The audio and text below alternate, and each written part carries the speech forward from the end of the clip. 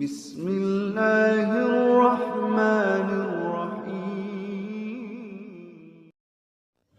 Assalamualaikum warahmatullahi wabarakatuh, sobat-sobat. Kita bersama lagi di channel saya dalam dakwah Islam pencerahan. Sobat-sobat, baik yang pro maupun yang kontra.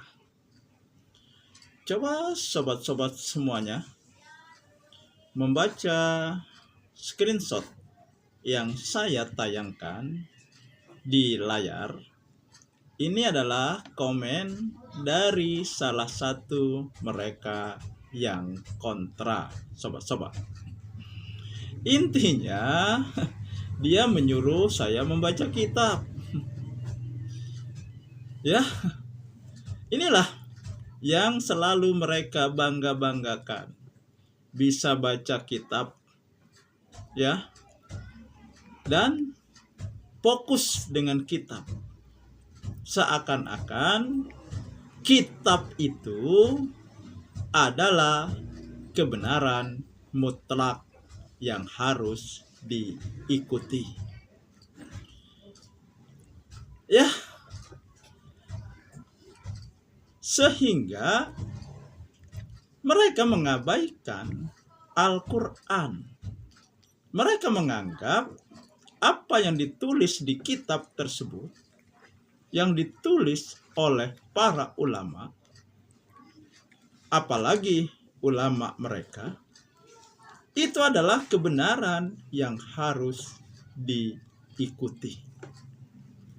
Nah, sobat-sobat, seandainya ya sang komentator ini paham apa yang saya sampaikan di konten saya terakhir, tidak mungkin dia akan komen seperti ini.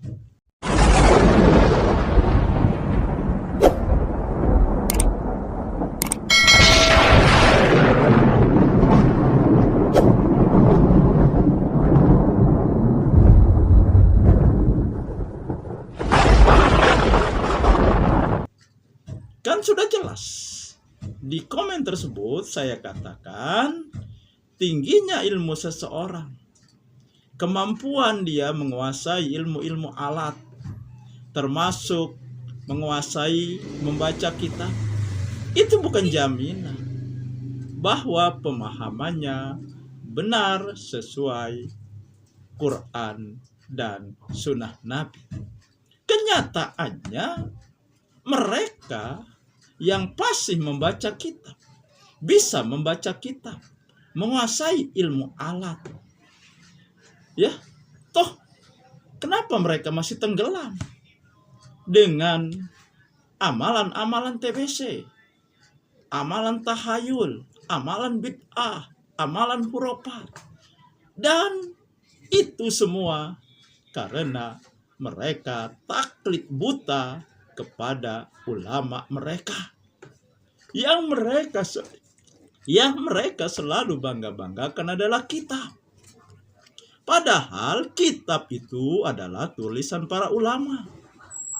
Dan para ulama itu adalah manusia yang tidak maksum. Kenapa saya harus membaca kitab? Toh yang saya sampaikan itu adalah kebenaran Al-Quran. Berdasarkan Al-Quran, berdasarkan Sunnah Nabi. Saya tanya, tingkatannya tinggi mana?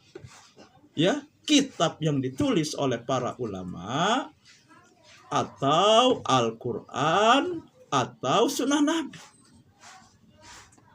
Nah, ya, berarti sang komentator ini juga tidak memahami surat An-Nisa ayat 59 yang memerintahkan ketika kita berbeda pendapat, kembalikan kepada Allah dan Rasul-Nya. Artinya kembalikan kepada Al-Quran dan Sunnah Nabi, bukan kepada ulama dan kitab-kitabnya. Nah, inilah sobat-sobat ya yang menyebabkan mereka sulit keluar dari cengkraman amalan TBC mereka. Karena mereka ya taklid buta kepada ulamanya. Mereka menganggap kitab-kitab yang ditulis oleh ulama mereka adalah kebenaran yang sebenar-benarnya dari agama ini. Padahal jelas surat An-Nisa mengajarkan ketika kamu berbeda pendapat. Nah, artinya ya Allah sudah memastikan pasti ada perbedaan pendapat di antara para ulama.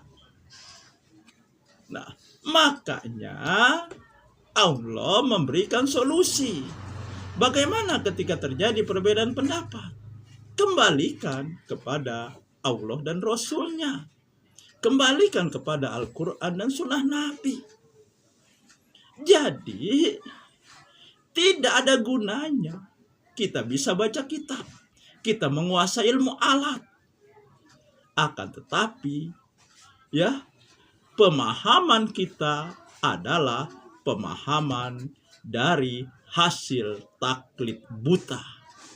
Bukan berdasarkan mengembalikan ya apapun menjadi ukuran kebenarannya adalah Al-Quran dan Sunnah Nabi. Jadi sobat-sobat, inilah salah satu contoh. Mereka tidak bisa menggunakan logika pikirannya dengan benar. Ya, padahal Allah sering menyindir. Afala yatafakkarun? Apakah kamu tidak berpikir? Afala yaqilun? Apakah kamu tidak berakal?